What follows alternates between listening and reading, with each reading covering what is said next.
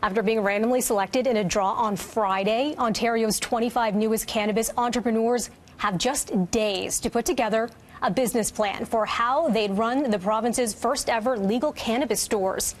Then they have to make it happen, building a business in just a few months to make Ontario's April deadline to have the stores up and running.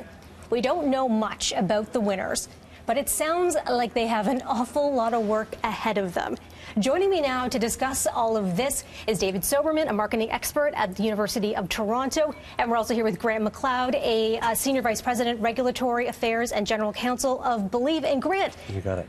Is this timeline just bananas? Well, I don't think it's bananas. I think it's probably good to have a deadline and set those deadlines so people can work towards them. Certainly 10 weeks to execute on a business plan is a short amount of time.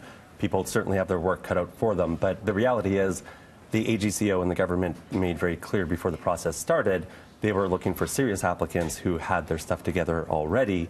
And right now we should be talking about execution as opposed to planning.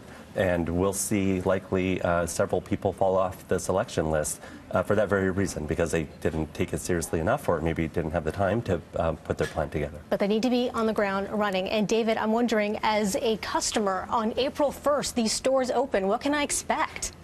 Well, if you're able to actually get to a store that's convenient for you, and so I guess in larger urban areas of Ontario, there probably is going to be one that is convenient.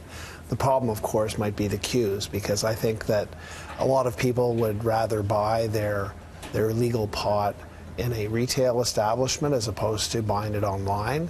And I suspect the lineups will be very, very long. So the challenge for the consumer might not be what goes on in the store, it might just be getting into the store. Sure, and we saw those lineups in other provinces when the stores opened because they were allowed to have stores already.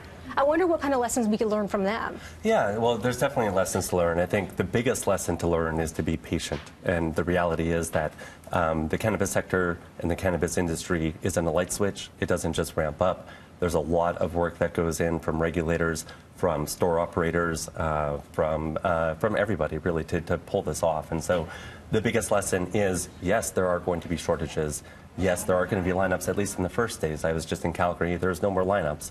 But there's also very little product at that time. So I think the lesson is that this isn't something that's just going to roll out and be available on day one. Be patient, but people are working very hard behind the scenes all across the board to deliver this for the province and for Canada. And David, I'm just wondering just about supply. That was a big issue just with our online stores here. Any idea what we could expect when stores open? Well, you can amplify those problems by orders of magnitude once you have a retail distribution chain, because you have what's called pipeline fill. And the amount of product that you have available for sale is much larger, for example, on a daily basis than the amount that's bought. And so one of the big challenges is getting the stock into these stores so that it's there so that people can choose the quantity and the type of product that they want.